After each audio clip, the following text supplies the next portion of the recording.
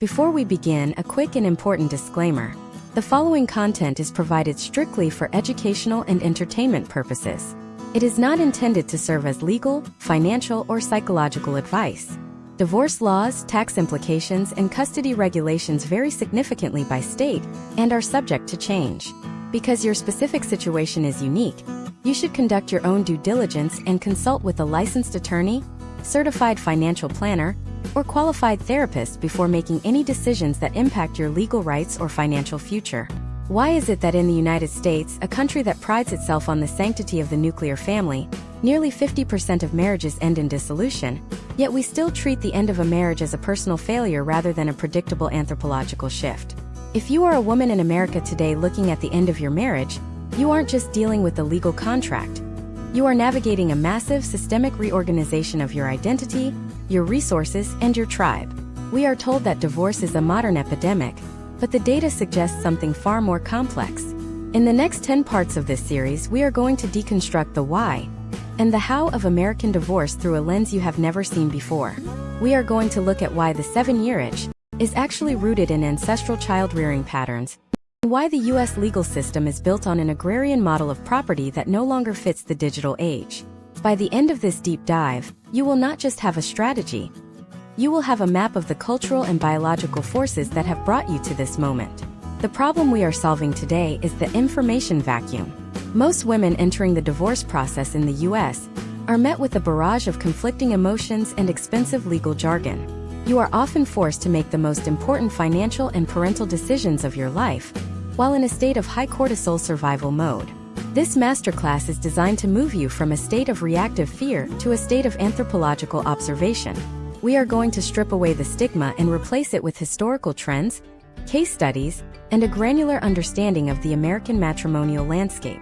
To understand where you are, we have to look at the anthropology of the American household.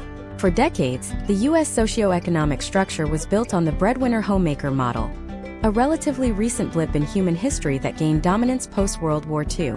From an anthropological perspective, this model created a high-risk environment for women.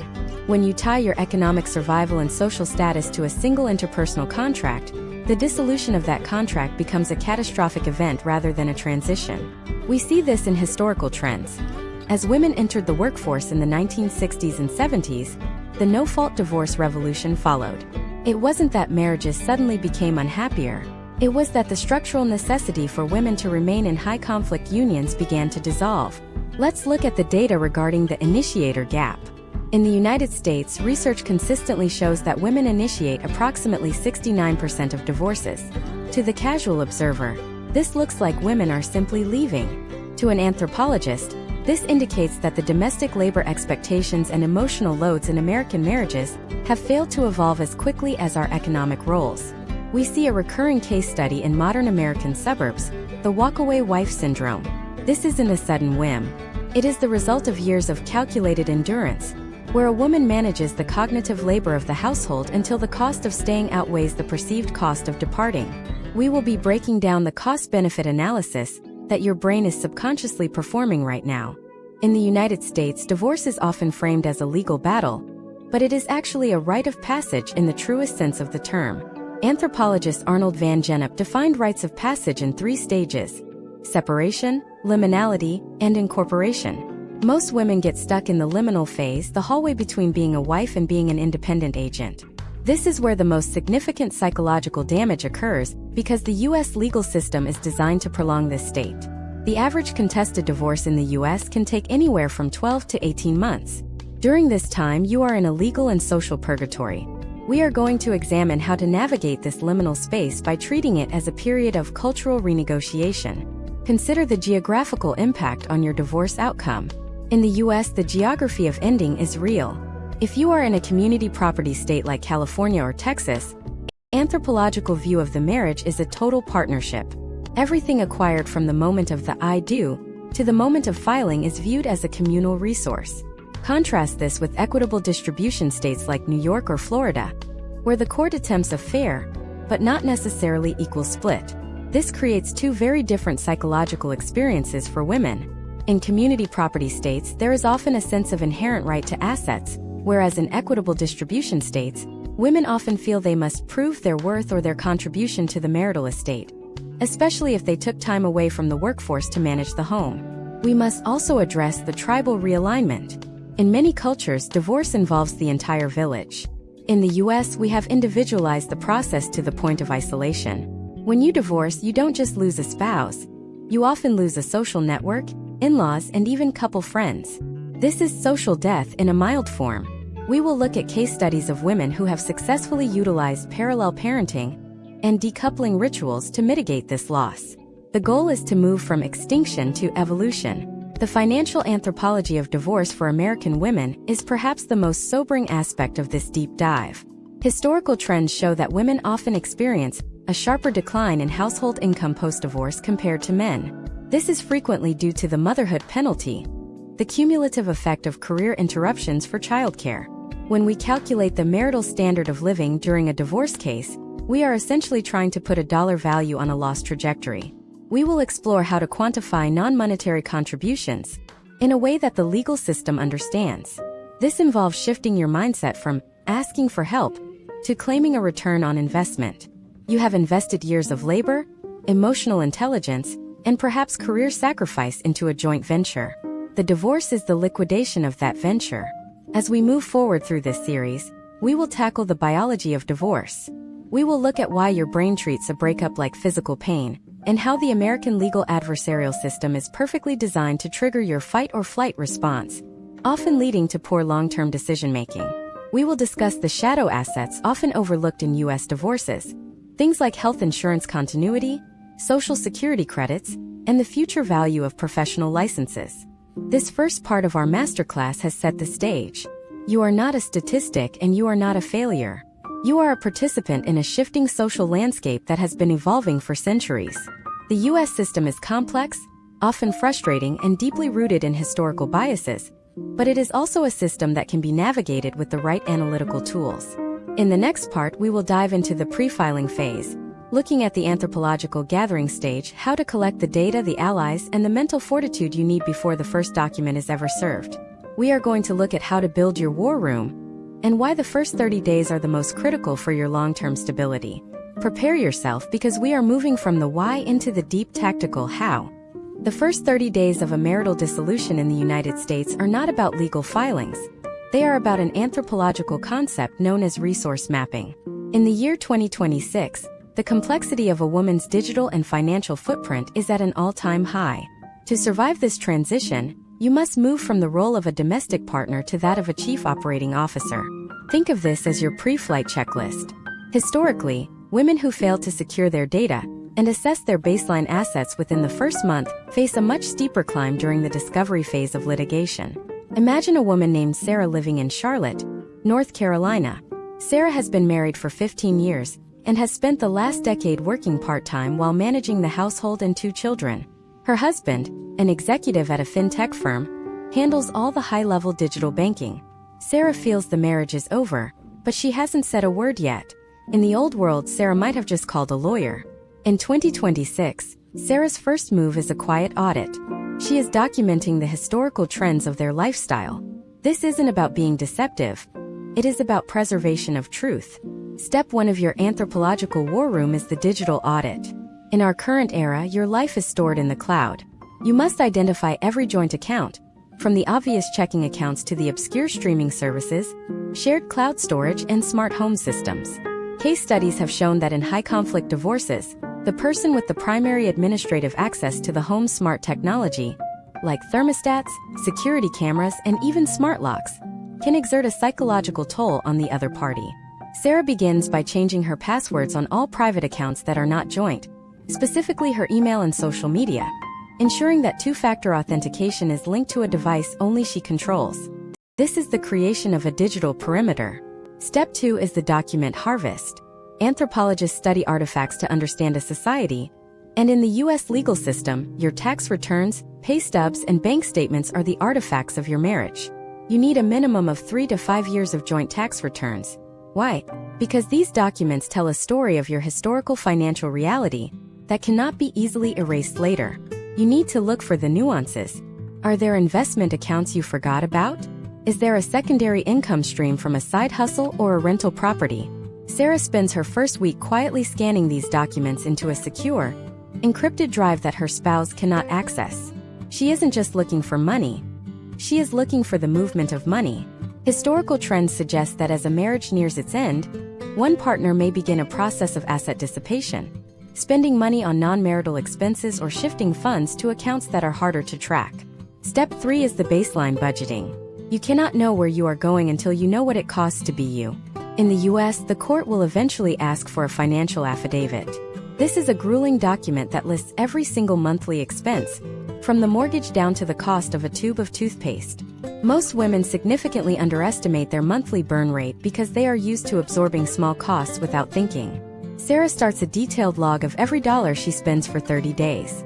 She accounts for the dry cleaning, the school field trips, the subscription boxes, and the seasonal maintenance of the home. This data is her shield. When the time comes to discuss alimony or child support, Sarah won't be guessing.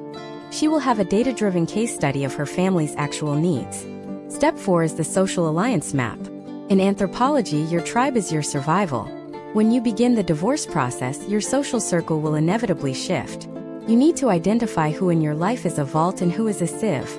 A vault is someone who can hold your information without leaking it back to the community or your spouse. A sieve is someone who, often with good intentions, will share your news with others, potentially reaching your spouse before you are ready. Sarah identifies 2 core allies: a friend who has navigated a similar path and a sibling who is financially literate. She avoids the temptation to post cryptic messages on social media. In 2026, a single ill-advised post can be used as evidence of emotional instability or an intent to disparage. Step 5 is the professional intake. This is where you begin interviewing your external counsel. This doesn't mean you hire the most aggressive person you can find. It means you find the person whose philosophy matches your desired outcome. Do you want a collaborative divorce? Or are you preparing for a litigious battle? Case studies indicate that women who choose an attorney based solely on a shark reputation often end up with higher legal bills and more long-term trauma than those who choose a strategic, resolution-oriented firm. Sarah interviews 3 different attorneys.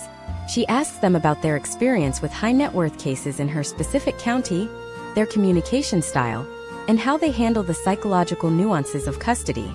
We also have to discuss the physical environment. If you are planning to stay in the marital home during the initial filing, you need to understand the concept of nest building in reverse. You are creating a safe space within a shared territory. Sarah reorganizes her personal belongings, ensures her passport and birth certificates are in a secure location outside the home, and begins to emotionally detach from the physical structure of the house. She is treating the home as a neutral site rather than a sanctuary. This 30-day prep period is the most disciplined you will ever have to be. It is the silence before the storm. It is about building a foundation of facts so that when the emotions hit, and they will hit, you have a hard floor to stand on. You are moving from the invisible labor of a wife to the visible, documented labor of an independent individual. In 2026, we also see the rise of the financial divorce coach. This is a role that didn't exist in the same way 20 years ago. Unlike an attorney who focuses on the legal code, a coach helps Sarah understand the tax implications of her potential settlement. For example, Sarah learns that taking the house might seem like a win, but if she can't afford the property taxes and maintenance on her single income, that house becomes a liability, not an asset. She learns about the difference between a pre-tax 401k and a post-tax Roth IRA. Historical trends show that women often prioritize the family home for the sake of the children's stability, but at the cost of their own long-term retirement security. This is the anthropological trap of the modern mother, sacrificing the future self for the present comfort of the tribe. As Sarah nears the end of her 30-day audit, she feels a shift. The fear is still there, but it is accompanied by a sense of clarity. She is no longer a passenger in her own life. She is the lead researcher of her own experience. She has the documents, she has the digital security, and she has the allies. She is ready for the moment of disclosure. But what happens when you actually say the words? What happens when the legal machinery starts to turn, and you realize that the person you once trusted is now your legal adversary? In the next part, we are going to look at the psychological warfare of disclosure. We will examine how the U.S. legal system intentionally pits people against each other, and the specific biological responses that happen when your primary attachment bond is officially severed in a courtroom. We will explore why your spouse might suddenly change their personality and how you can remain biologically calm when the legal threats start to fly. The tactical preparation is done. Now we enter the arena. The moment of disclosure is often described as the Big Bang of the divorce process. From an anthropological perspective, you are initiating a formal rupture in a primary kinship bond. In the United States, we treat this as a personal conversation, but it is actually a high-stakes negotiation that sets the tone for the next 18 months. When you say the words "I want a divorce," you are not just expressing a feeling. You are triggering a massive bureaucratic and biological machine. Imagine a woman named Maya in Austin, Texas. It is 2026, and after months of private preparation, she sits down with her husband, David. Maya has practiced her script. She remains calm, but the second the words leave her mouth, David's brain enters a state of perceived mortal threat. This is where the psychological warfare begins. In evolutionary terms, the threat of social exclusion or the loss of a mate triggers the amygdala, the brain's fear center. Even a partner who was previously indifferent or checked out can suddenly become aggressive, irrational, or manipulative. This is not necessarily who they are as a person. It is a biological survival response. Case studies in high-conflict American divorces frequently highlight a phenomenon known as DARVO: deny, attack, and reverse victim and offender. When Maya discloses her intent, David might immediately deny any responsibility for the marriage's failure, attack Maya's character or parenting, and then claim he is the one being blindsided and victimized. If Maya is not prepared for this, she will fall into the trap of jading, justifying, arguing, defending, and explaining. In the year 2026, where every text and email can be archived for court, jading is a high-risk behavior. Every word Maya speaks in defense of herself is potential fuel for David's legal counsel to paint her as high conflict. Step 1 in navigating disclosure is the scripting of neutrality. You must treat the disclosure as a business termination notice. Historical trends suggest that women who provide a short, non-blaming statement, such as "I have decided that this marriage is no longer working for me, and I have started the legal process to dissolve it," fare better than those who try to have a final therapy session during the breakup. Maya does not bring up the infidelity from 3 years ago or the arguments about money. She stays on the fact of the dissolution. This limits the biological surface area for the other person to attack. Step 2 is the immediate implementation of the communication firewall. In the U.S., the adversarial nature of the legal system encourages partners to use every communication as a weapon. Imagine if every text you sent was read aloud by a judge. This is the reality of 2026. Step by step, you must transition all logistics to a dedicated platform like Our Family Wizard or Talking Parents. These apps are the gold standard in American family law because they create an unmodifiable record of all interactions. If David sends Maya 100 angry texts at 2 a.m., Maya does not respond. She waits until business hours and responds only to the logistical questions via the monitored app. This is how you remain biologically calm. You create a buffer between the stimulus and your response. Step 3 is understanding the transmogrification of the spouse. One of the most shocking parts of divorce for American women is seeing a person they love turn into a stranger who seems intent on their financial or social destruction. From an anthropological view, the spouse is now protecting their own territory. In 2026, this often manifests as digital gaslighting. A spouse might change the settings on the home security system to beep every time you move, or remotely lock the smart car. These are case studies in coercive control that are increasingly recognized by U.S. courts, but in the moment they are designed to make you feel unstable. Maya documents these instances but does not engage in a digital tug-of-war. She brings this evidence to her attorney to file for a temporary restraining order or a status quo order, which legally prevents either party from changing insurance policies, draining accounts, or altering domestic life during the proceedings. Step 4 is the management of the cortisol spike. High-stakes litigation keeps your body in a state of chronic stress. This isn't just a feeling. It is a chemical reality that impairs your prefrontal cortex, the part of the brain you need for making complex financial decisions. If you are in the middle of a deposition and you feel your heart racing, you are effectively operating with a lowered IQ. Historical trends show that women often settle for less than they are entitled to simply to make the stress stop. To counter this, Maya employs a strategy called tactical silence. When David's lawyer makes a provocative statement, Maya counts to 5 before speaking. She uses a physical anchor, like a pen in her hand, to stay grounded in the room. Step 5 is the deconstruction of the legal threat. In the US, the phrase "I'm going to take the kids and you'll never see a dime" is a common script. You must realize that in 2026, these are almost always empty threats designed to trigger your survival instincts. Most US states have a strong presumption toward 50-50 shared parenting and standardized child support formulas. David cannot unilaterally decide these things. Maya's job is to separate the legal reality from the emotional threat. She keeps a folder of truth on her phone, a simple PDF from her lawyer outlining the actual state laws regarding custody and support. Every time David makes a threat, she reads the PDF. She replaces the noise with the signal. We also need to examine the role of the gray rock method. This is a behavioral strategy where you become as uninteresting as a gray rock. You provide one-word answers. You do not share your feelings, your new plans, or your successes. In the anthropology of divorce, information is the primary currency. By becoming a gray rock, Maya denies David the emotional feedback loop he is looking for. Eventually, the person seeking conflict will look elsewhere for their fix because Maya is no longer a viable source of drama. Imagine if Maya had tried to handle this by being nice. In the US, there is a cultural pressure for women to be the peacemakers. But in the arena of a contested divorce, being a peacemaker without boundaries is a recipe for being steamrolled. The goal is not to be a warrior. It is to be a diplomat. A diplomat has an army but prefers a treaty. A diplomat knows exactly where the border is and will not allow it to be crossed without a recorded consequence. As this part of the process unfolds, you will notice a shift in your tribal dynamics. Some friends will go dark. Others will pick sides. This is the social recalibration. You are identifying your true kin. Maya discovers that some of the couple friends they had for years were actually David's allies all along. She doesn't mourn this. She categorizes it. She is clearing the deck for her new life. But while you are managing the spouse and the friends, there is another looming giant: the financial discovery process. This is where the anthropology of your marriage meets the cold math of the IRS. What happens when you find out your spouse has been hiding assets in offshore accounts or cryptocurrency? How do you track down money that was never supposed to be found?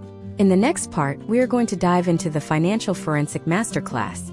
We will look at the specific ways American spouses hide money in 2026 and the step-by-step tools you can use to uncover the truth. We are moving from the psychological battlefield into the high-stakes world of the paper trail. In the United States legal system, the financial discovery phase is essentially a forensic excavation of the marital anthropology. It is the process of translating years of shared living into a cold, hard ledger. By the year 2026, this has become significantly more complex due to the proliferation of decentralized finance and digital payment ecosystems. You are no longer just looking for a paper passbook hidden in a desk drawer. You are looking for digital footprints that span across multiple platforms.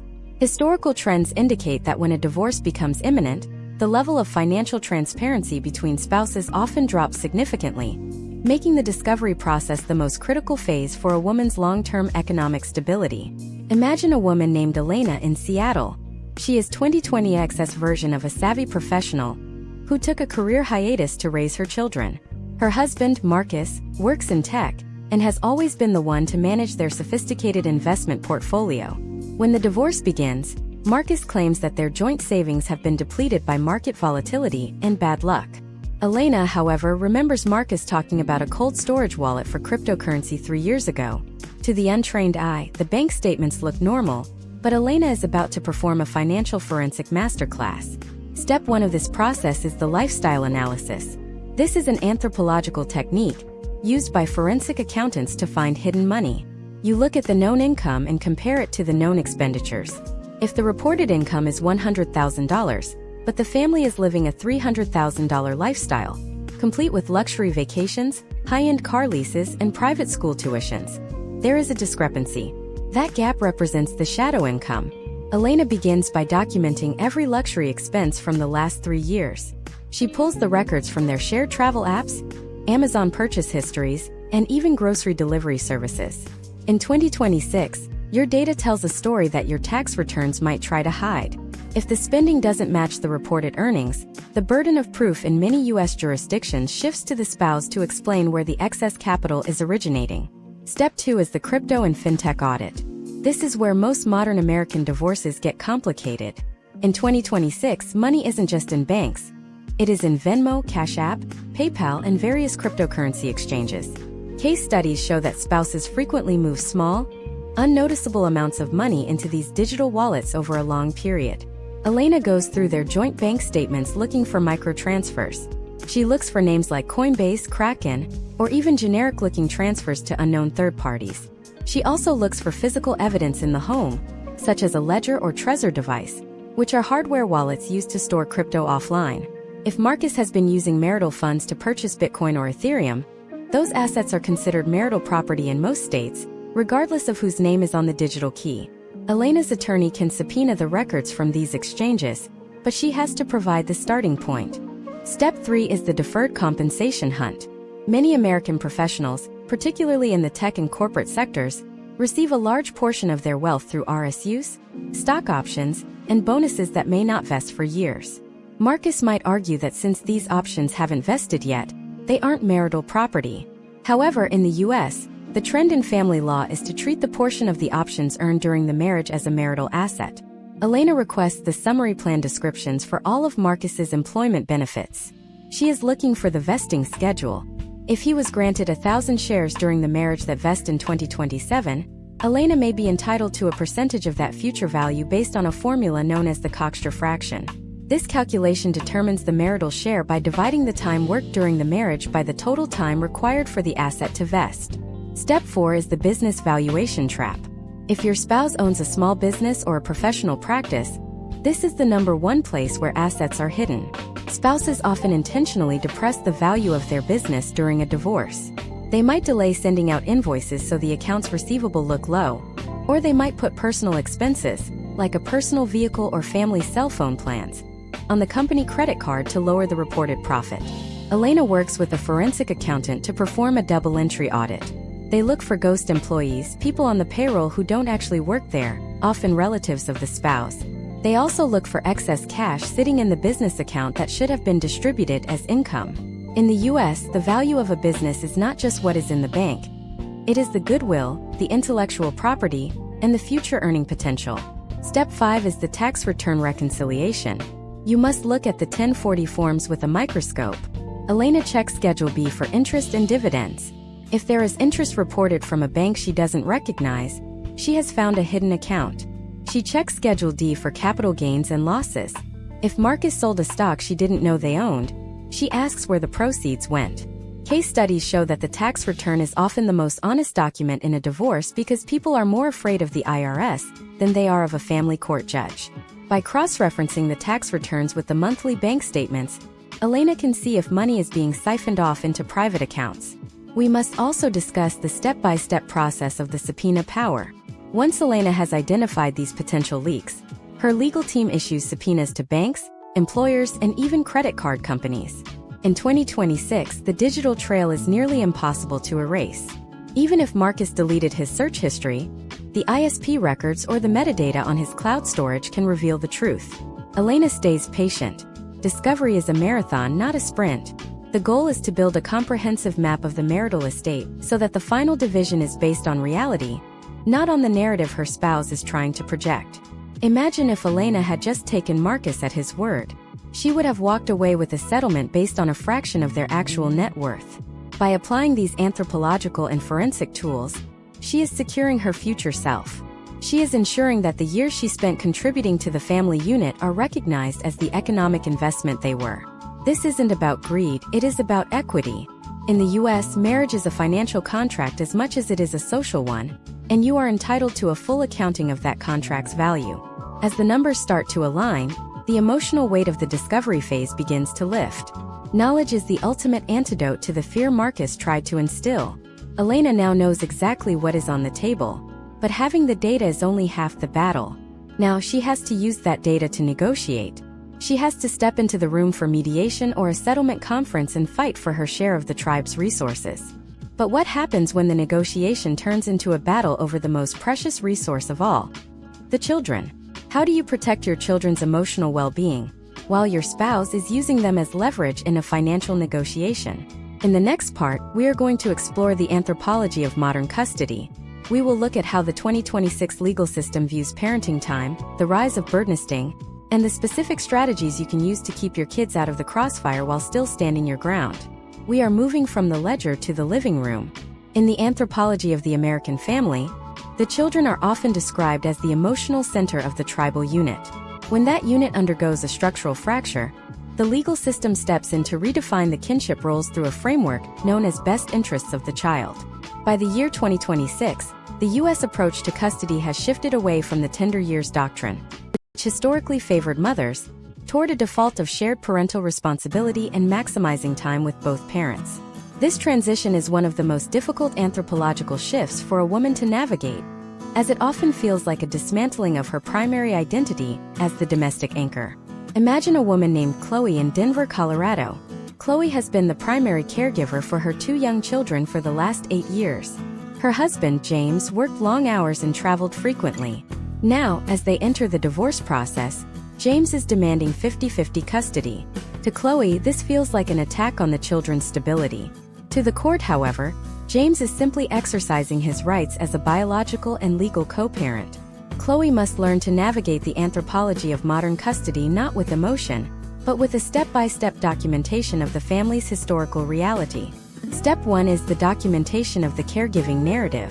In 2026, many U.S. states use a concept called the primary caretaker standard to help determine custody schedules. This isn't about who loves the children more. It is about who performs the tactical labor of parenting. Chloe begins a detailed log. She documents who schedules the pediatrician appointments, who communicates with the teachers, who manages the soccer practice carpool, and who prepares the majority of the meals. She doesn't just state these facts. She provides the artifacts. She keeps the email threads with the school, the receipts from the pharmacy, and the screenshots of the shared calendar. Historical trends suggest that when a mother can provide a data-driven map of the children's routine, the court is more likely to maintain a schedule that closely mirrors that historical reality, even within a shared custody framework. Step 2 is understanding the shift toward birdnesting. This is an anthropological phenomenon gaining massive traction in U.S. metropolitan areas in 2026. In a birdnesting arrangement, the children stay in the family home, and the parents rotate in and out. This prioritizes the children's environment over the parents' convenience. Case studies show that for the first 6 to 12 months of a separation, birdnesting can significantly reduce the cortisol levels of the children because their tribal territory remains unchanged.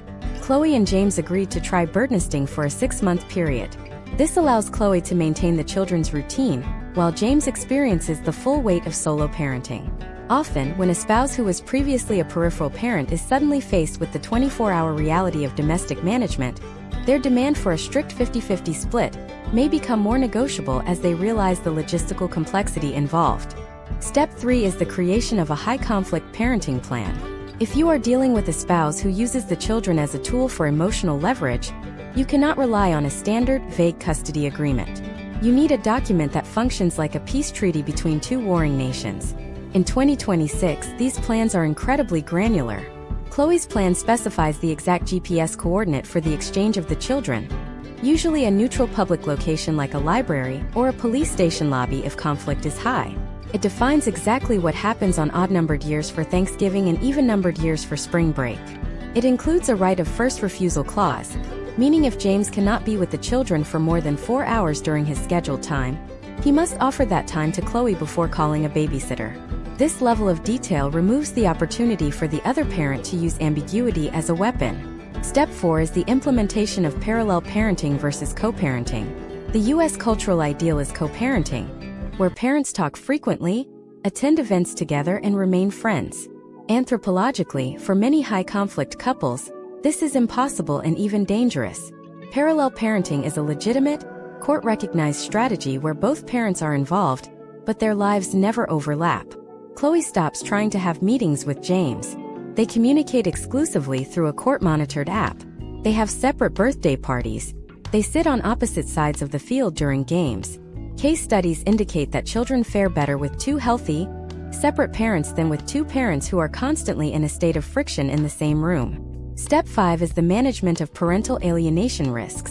In the year 2026, U.S. courts are increasingly sensitive to the concept of one parent systematically disparaging the other to the children. This is viewed as a form of psychological harm.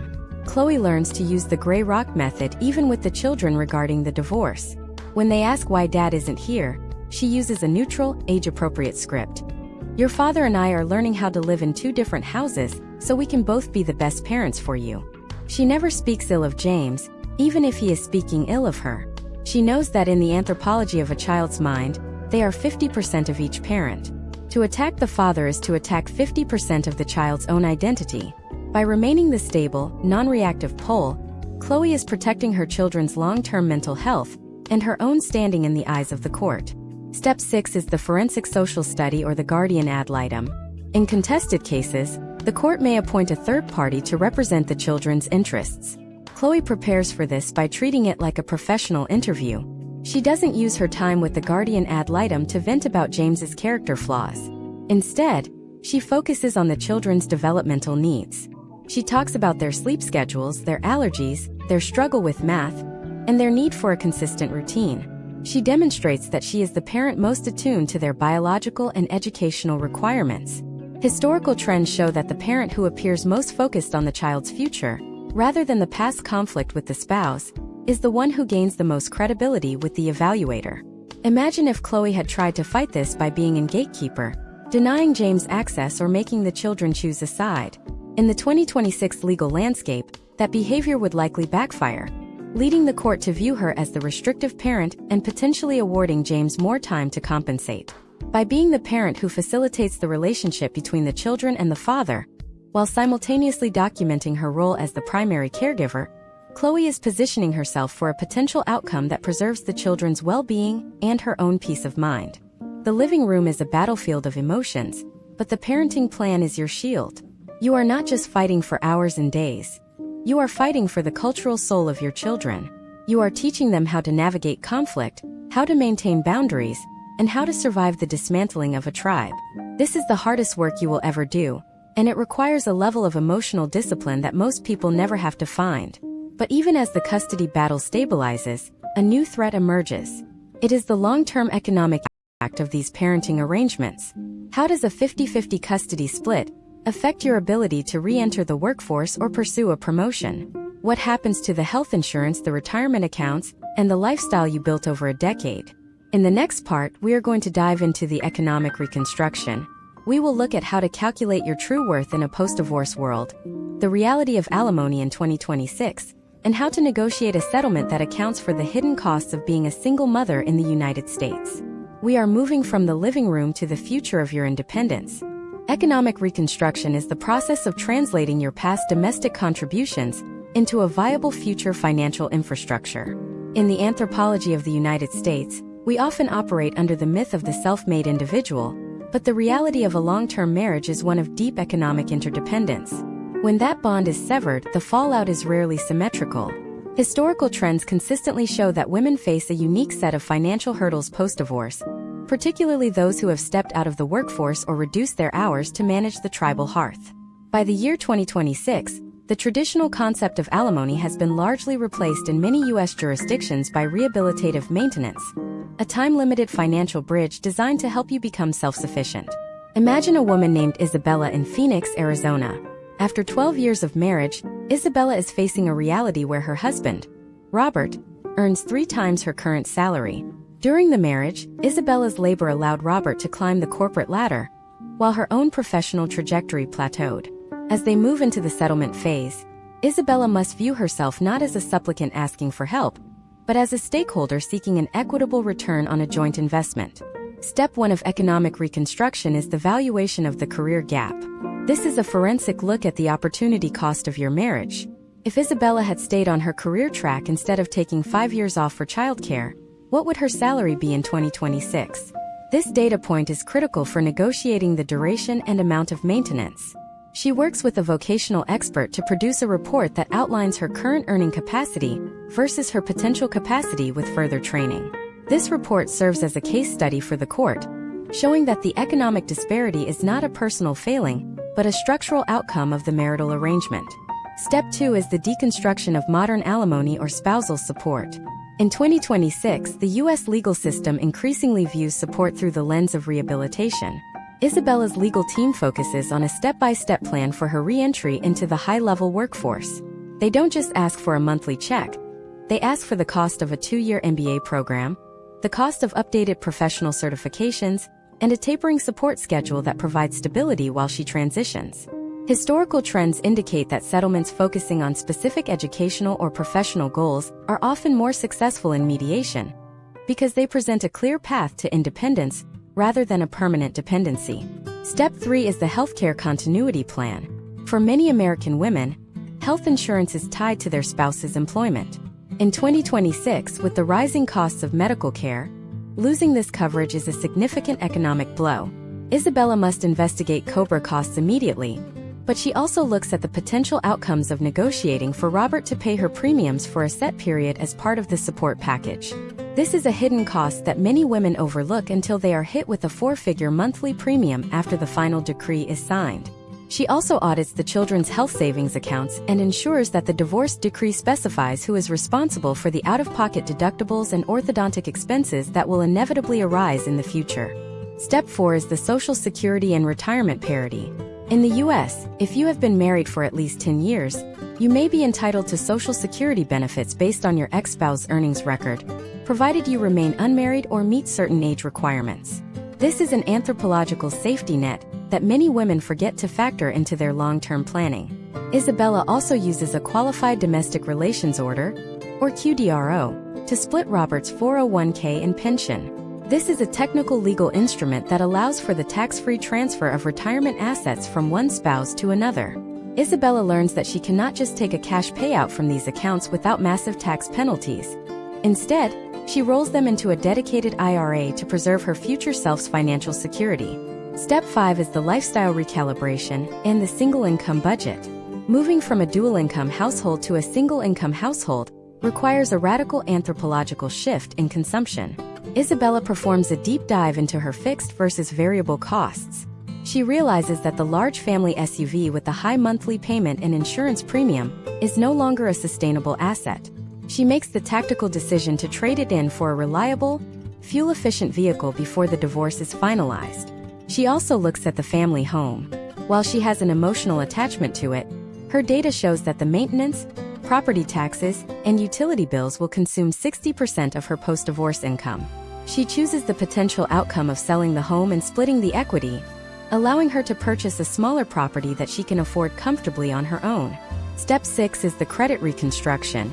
In many American marriages, credit is held jointly, or one spouse is an authorized user on the other's account.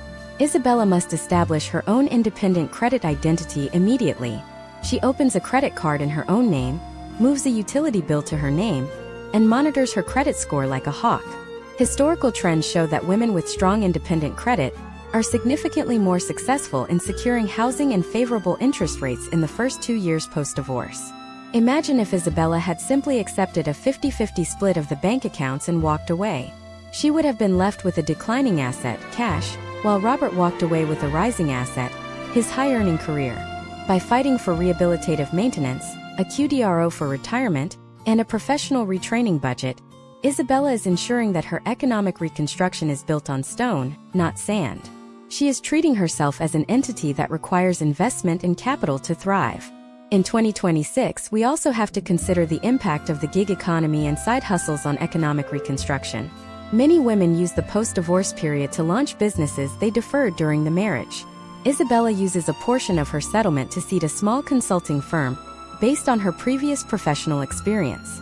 She treats this not as a hobby, but as her primary vehicle for wealth creation.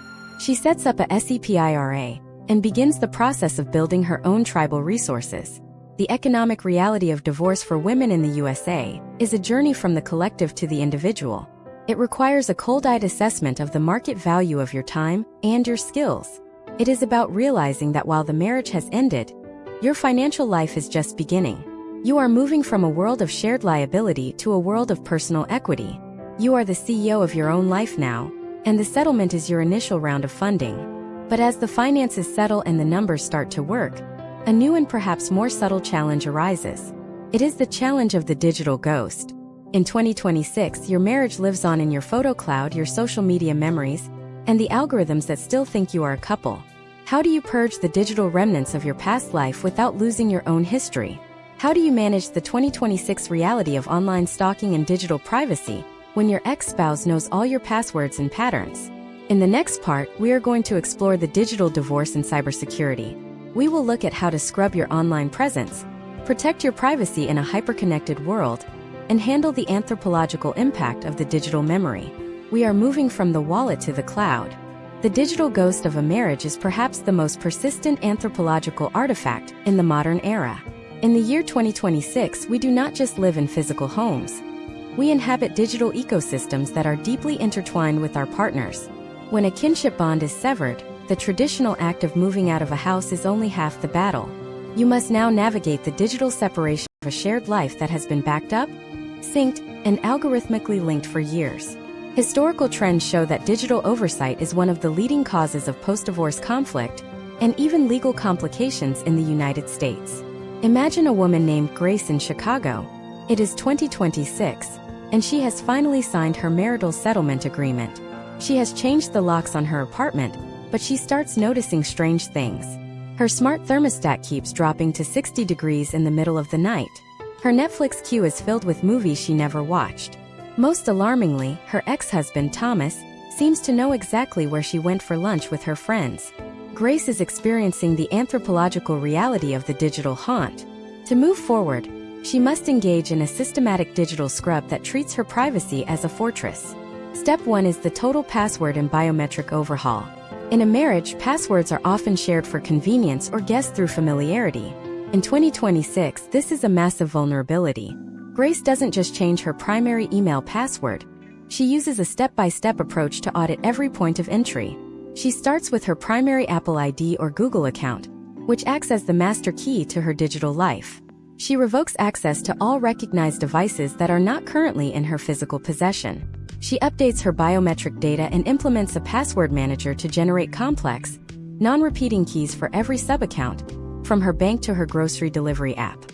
Case studies in digital safety suggest that many women are tracked through shared family plans where the primary account holder can see real-time location data through features like Find My or Family Sharing. Grace removes herself from the family plan and establishes an independent cellular account, ensuring her location is no longer a shared data point. Step 2 is the smart home exorcism. As the Internet of Things has expanded, the home itself has become a witness. Devices like Ring doorbells, Nest cameras, and even smart refrigerators are often registered to a single administrator. If Thomas is that administrator, he can effectively monitor Grace's movements and visitors from his phone, miles away. Grace goes through her home and performs a factory reset on every smart device. She re-registers them under her new, private email address. She specifically looks at the shared car technology. Modern vehicles in 2026 often have integrated apps that allow a user to track the car's location, lock the doors, or even start the engine remotely. Grace contacts the dealership to ensure the telematics are linked only to her profile, severing the digital tether Thomas has to her physical transportation. Step 3 is the social media doindexing and archive strategy. In the anthropology of the digital age, your social media profile is your public-facing identity. For years, Grace and Thomas appeared as a unit. Now, the algorithm continues to suggest memories of their wedding, or tag them together in old photos. This creates a constant cortisol spike for Grace. She doesn't just delete the photos. She uses an archival tool to download her digital history, and then utilizes privacy settings to limit who can see her past posts. She performs a follower's audit, removing anyone who serves as a digital bridge back to Thomas. This isn't about being petty. It is about controlling the flow of information. Historical trends indicate that information gathered from a former spouse's social media is frequently used in custody disputes to paint a narrative of parental negligence or financial excess. Grace adopts a policy of digital silence regarding her personal life, shifting her profiles to private or temporary hiatus mode. Step 4 is the financial data trail scrub. Even if the bank accounts are split, the digital traces remain. Grace checks her browser's autofill settings, which often store credit card numbers and addresses. She clears her search history and cookies, which are used by advertisers to target her. If she searches for a new apartment or a divorce attorney, and she is still using a shared computer or tablet, those advertisements will appear on Thomas's screen, revealing her tactical moves before she is ready. She also checks her digital payment apps like Venmo. In 2026, Venmo's social feed is a goldmine for forensic discovery. If Grace pays a consultant or a mover, and the transaction is public, she is broadcasting her financial activity. She sets all her transaction histories to private and ensures her bank notifications are sent to her new, secured device. Step 5 is the management of the digital memory. This is the emotional component of the digital ghost. Algorithms are designed to keep you engaged by showing you what you love, but they cannot distinguish between a happy memory and a painful one. Grace uses the Hide This Person feature on her photo cloud to prevent Thomas's face from appearing in her daily highlights. She realizes that her digital history is a part of her, but it doesn't have to be her present reality. She creates a digital boundary that allows her to look back when she chooses, rather than when the phone decides. Step 6 is the cybersecurity audit for co-parenting. In 2026, many high-conflict ex-spouses use parenting apps not just for communication, but for surveillance. Grace ensures that her communication with Thomas is strictly limited to the agreed-upon platform, and that she never shares her private IP address or location through these apps. She teaches her children about digital boundaries as well, ensuring they don't accidentally share her location through their own tablets or gaming consoles during their parenting time with Thomas. Imagine if Grace had ignored these steps. She would be living in a state of constant low-level surveillance, where her ex-spouse still had a seat at her table and a key to her front door through the cloud. By taking these step-by-step actions, she is reclaiming her digital sovereignty. She is making the choice that her future will not be a constant rerun of her past. She is moving from a shared cloud to a private, secure atmosphere. The digital world is the new frontier of divorce. It is where the most modern forms of control and harassment occur, but it is also where you can find the most powerful tools for your own independence. You are not just a user of technology. You are a creator of your digital environment. By scrubbing the ghost of the marriage, you are clearing the path for a new identity to emerge, one that isn't tied to a shared login or a track device. But as the digital dust settles, another anthropological reality comes into focus. It is the reality of the new tribe. You have purged the digital past, but how do you build the social future? How do you navigate the world as a single woman in the US in 2026? How do you handle the dating apps, the new social circles, and the pressure to find a new partner before you have even found yourself? In the next part, we are going to look at the anthropology of the reentry. We will explore the science of modern dating, the red flags of post-divorce relationships, and how to build a social network that supports your growth rather than your old patterns. We are moving from the screen to the real world. The reentry into the social and romantic landscape of the United States in 2026 is a profound anthropological shift. You are transitioning from a pair-bonded identity to a solo agent in a society that is hyper-connected yet increasingly lonely. Historically, many women who emerge from long-term marriages feel like time travelers. The social rituals, the technology of meeting, and even the language of intimacy have evolved significantly since they were last on the market. This stage is not just about finding a new partner. It is about the structural rebuilding of your social tribe and the curation of a new self-narrative. Imagine a woman named Rachel in Nashville, Tennessee. Rachel is 39 and has been married for 14 years. When she last dated, apps were in their infancy and social media was for sharing photos of brunch.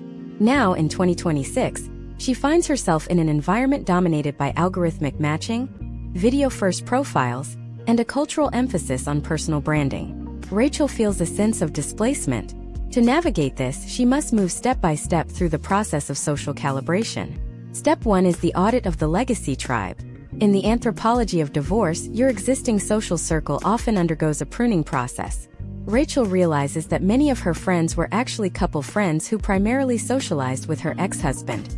She experiences the phenomenon of social evaporation, where certain people drift away because her new status as a single woman makes them uncomfortable or disrupts the group dynamic. Case studies show that women who proactively seek out new, independent social outlets, such as professional networking groups, hobby-based communities, or even divorce support collectives, recover their sense of belonging much faster. Rachel joins a local hiking club and a women in business mastermind. She is intentionally diversifying her social portfolio so that her emotional well-being is not dependent on a single group or a single individual. Step 2 is the science of the reentry interval. Historical trends suggest that diving into a new serious relationship immediately after a divorce, the classic rebound, can often lead to repeating the same anthropological patterns that existed in the marriage. Rachel adopts a policy of the year of discovery. This is an intentional period where she focuses on self-actualization rather than partnership. She uses this time to recalibrate her nervous system, which has likely been in a state of high cortisol survival mode for years. She explores her own tastes in food, travel, and leisure without the need to compromise with a partner. This period is essential for developing what anthropologists call internal locus of control, the belief that you are the primary driver of your own happiness. Step 3 is navigating the 2026 digital dating landscape. When Rachel finally decides to explore dating, she encounters a system designed for high efficiency but low nuance. She learns the importance of the digital boundary. In 2026, the risk of data mining and digital stalking is high. Rachel creates a dedicated Google Voice number for dating apps, so she doesn't have to give out her personal cell phone number. She uses photos that do not reveal her home, her children's schools, or her place of work. She understands that in the US, a dating profile is a public document. She approaches it with a business mindset. She is looking for a specific cultural fit, not just validation.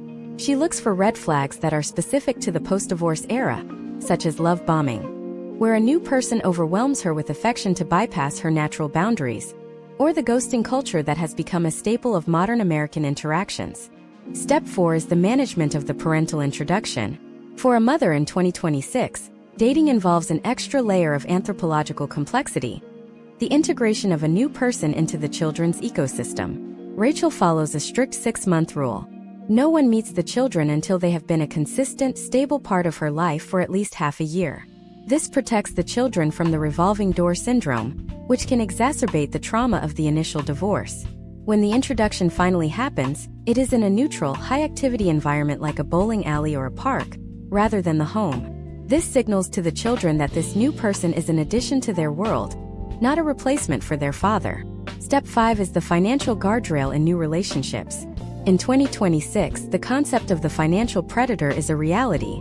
Rachel has worked hard for her economic reconstruction, and she is protective of her assets. She avoids the trap of the collaborative debt or the early shared lease. She maintains her own bank accounts and her own residence. Case studies in American family law show that moving in together too quickly or commingling funds without a legal framework can lead to a second, often more complicated, financial dissolution. Rachel treats her financial independence as a non-negotiable pillar of her new identity. Step 6 is the reframing of the failure narrative. The most important anthropological work Rachel does is changing how she talks about her divorce. In the US, there is a lingering stigma that divorce equals failure. Rachel chooses to see it as a completion.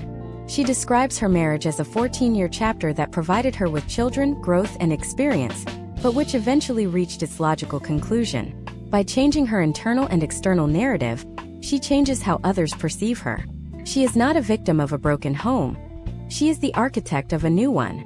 Imagine if Rachel had rushed back into the world seeking a replacement for what she lost. She likely would have found a mirror image of her ex-husband, recreating the same power dynamics and the same stressors. By taking a methodical, data-driven approach to her social re-entry, she has built a life that is sturdier and more authentic. She has discovered that her value is not tied to her marital status, but to her capacity for resilience and her ability to build a new tribe from the ground up. In 2026, we also see the rise of the intentional community, women choosing to live near one another or even share housing to provide mutual support and childcare. Rachel explores this as a potential outcome, realizing that the nuclear family model is just one way to organize a life. She finds strength in the sisterhood of women who have walked the same path. This is the true anthropology of the modern American woman: the ability to adapt, to innovate, and to thrive in the face of structural change. But even as the social life blooms, there is one final hurdle. It is the legal and emotional finality of the process. How do you handle the actual day the decree is signed? How do you transition from being a litigant to being a free agent? And most importantly, how do you ensure that the peace you have fought so hard for is maintained for the decades to come? In the next part, we are going to look at the final decree and the architecture of peace. We will examine the rituals of closure, the legal safeguards for the future, and how to conduct a post-divorce audit to ensure every loose end is tied. We are moving from the journey to the destination. But before the ink is dry, there is a hidden danger that often catches women off guard.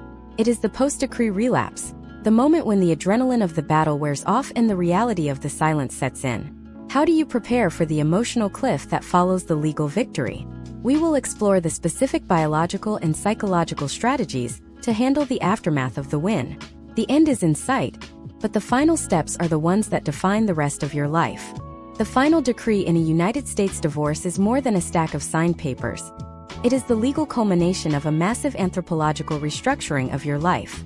In the year 2026, the moment the judge signs that document, you transition from a litigant in a high-conflict system to a sovereign agent of your own future. However, many women find that the silence following the legal victory is louder than the battle itself. This is the phenomenon of the post-decree cliff. After months or years of operating in a state of high cortisol hypervigilance, your nervous system does not know how to process peace.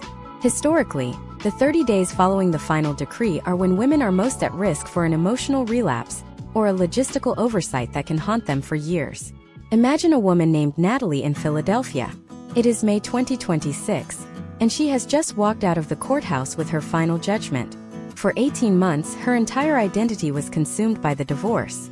She was a researcher, a record keeper, and a defender of her children. Now she is simply Natalie. The adrenaline that fueled her through depositions and mediation has evaporated, leaving her in a state of biological exhaustion.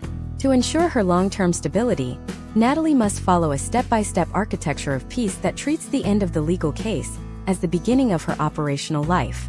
Step 1 is the administrative clean sweep. In the US, a divorce decree is a directive, but it is not self-executing. The court does not call your bank or your insurance company for you. Natalie must take her certified copy of the decree and begin the ritual of name and title reclamation.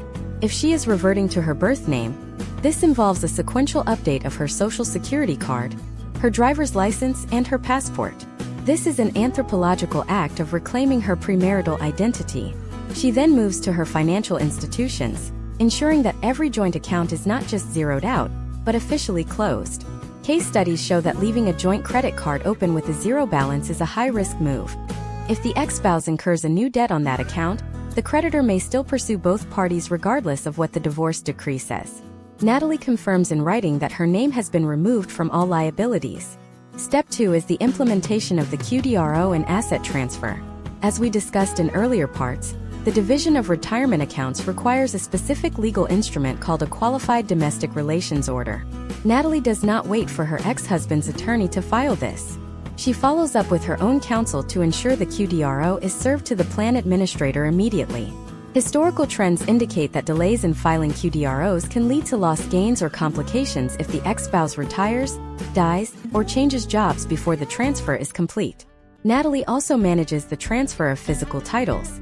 If she was awarded the family car or a specific piece of real estate, she ensures the quitclaim deeds and title transfers are recorded with the county or the DMV within 30 days. She is moving from a legal right to a documented ownership. Step 3 is the insurance and beneficiary audit. In the anthropology of a marriage, we often designate our spouse as the person who inherits our legacy. After the decree, these designations do not always automatically update. Natalie performs a comprehensive audit of her life insurance policies, her 401k beneficiaries, and her will. She realizes that while the divorce decree may waive Robert's right to her estate, the insurance company will pay out to whoever is listed on the form. This is a critical step-by-step process. She updates her emergency contact at her children's school, her power of attorney for healthcare, and her digital legacy settings on social media. She is ensuring that her new tribe, not her old partner, is the beneficiary of her future labor. Step 4 is the management of the biological aftermath. From a biological perspective, Natalie is experiencing a massive drop in dopamine and norepinephrine, the chemicals that kept her sharp during the fight. This often leads to a period of deep fatigue or even a mild depressive state. This is not a sign of regret. It is a sign of recovery. Natalie implements a strategy called sensory anchoring. She intentionally changes the physical environment of her home to signal to her brain that the conflict is over. She repaints the bedroom, changes the scent of the house, and establishes new daily rituals that have nothing to do with her past life. She recognizes that her body needs to unlearn the defensive postures of the last 2 years. Step 5 is the establishment of the post-decree communication protocol. Now that the legal case is over, the leverage of the court is more distant. Natalie knows that Robert may attempt to test the new boundaries. She sticks to the script we established in Part 3. She does not engage in post-game analysis of the divorce. She does not explain why she won certain assets. She treats the decree as the final word. If Robert violates a provision of the decree, such as failing to pay child support or interfering with parenting time, Natalie does not argue with him. She documents the violation and sends a single, neutral notice via the parenting app. She is training him to realize that the era of emotional negotiation is over, and the era of legal compliance has begun. Step 6 is the ritual of the final archive. Natalie takes every email, every text, and every legal document from the divorce and moves them off her primary devices and onto a secure, encrypted external drive. She then places that drive in a safe deposit box. She is physically and digitally removing the trauma from her daily view. She keeps only the final decree and the parenting plan in a dedicated folder on her phone for quick reference. By archiving the battle, she is making room for the creation of new, positive data. Imagine if Natalie had skipped these steps. She might have found herself 2 years later unable to sell her house because a deed was never recorded. Or she might have accidentally left her ex-husband as the beneficiary of a $100,000 life insurance policy. By building an architecture of peace, she is closing the loops that allow the past to leak into the future. She is securing the perimeter of her new life. In the year 2026, we also see the rise of the divorce celebration or the reclamation ceremony. This is an anthropological ritual designed to mark the transition. Natalie hosts a small dinner with her core allies, the people who stood in her war room during the darkest days. This isn't about disparaging Robert. It is about honoring the resilience of the woman who survived the process. It is the formal recognition of her new status in the tribe. As the first month post-divorce comes to a close, Natalie feels a new sensation: genuine autonomy. The weight of the legal system is gone. The financial map is clear. The children are settling into their two-home reality. She has moved through the separation and the liminality, and she is now ready for the final stage of the rite of passage: full incorporation into her new world. But there is one final question that every woman must face. Once the dust has settled and the peace is established, how do you ensure that you don't just survive, but truly thrive? How do you turn the lessons of the anthropology of divorce into a masterclass for the rest of your life? In our final part, we are going to look at the legacy of the independent woman. We will explore how to build generational wealth, how to mentor others through this process, and how to reach a state of radical self-reliance that ensures you never have to be in a survival room ever again. We are moving from the end of the story to the beginning of your legend. The beginning of your legend is not marked by a loud declaration, but by the quiet, consistent application of the hard-won wisdom you gathered in the trenches of the American legal system. In the anthropology of human development, this is known as the generative phase, the point where a survivor transitions into a mentor and an architect of a new lineage. In the year 2026, the modern American woman who has navigated a deep-dive divorce is uniquely positioned to redefine what it means to be successful, independent, and secure. You have moved beyond the survival room and into the boardroom of your own existence. This final stage is about the long-term compounding of your resources, your peace, and your influence. Imagine a woman named Jasmine in Atlanta, Georgia. It is now late 2026, 6 months after her decree was finalized. Jasmine has moved through the shock, the forensic discovery, and the social recalibration. She is now standing at the threshold of a 10-year vision. She realizes that the divorce was not just a legal event, but a radical market correction of her life. To build her legend, Jasmine follows a step-by-step framework for radical self-reliance and generational wealth. Step 1 is the transformation of the settlement into a wealth engine. Historical trends show that many women who receive a lump sum or an equity buyout in a divorce tend to leave that capital in low-yield savings accounts due to a fear of loss. Jasmine takes a different path. She views her settlement not as a safety net, but as seed capital. She works with a fiduciary financial advisor to build a diversified portfolio that aligns with her 2026 reality. She prioritizes assets that provide long-term growth and tax efficiency. She understands that her greatest financial risk is not the market, but the erosion of her purchasing power over the next 30 years. She allocates funds into low-cost index funds, explores the potential outcomes of tax-advantaged college savings plans for her children, and ensures she has a 6-month liquidity cushion.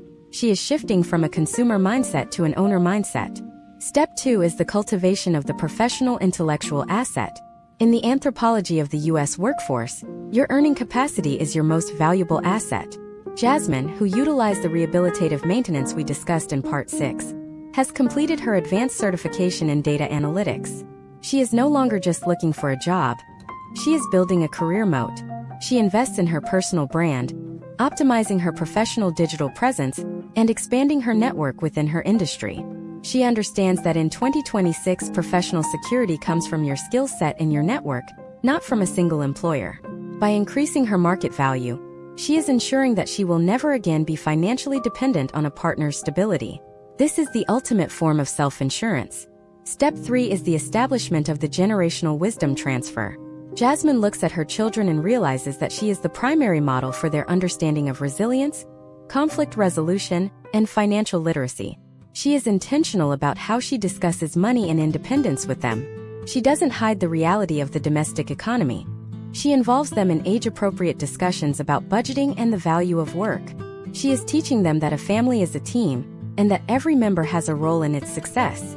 Case studies in family sociology suggest that children who witness a parent successfully navigate a major life transition with grace and discipline develop higher levels of grit and emotional intelligence.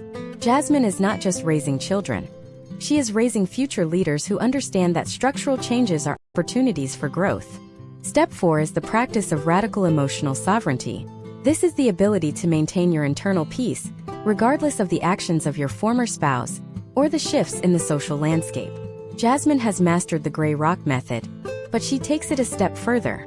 She reaches a state where the actions of her ex-husband no longer trigger a physiological response.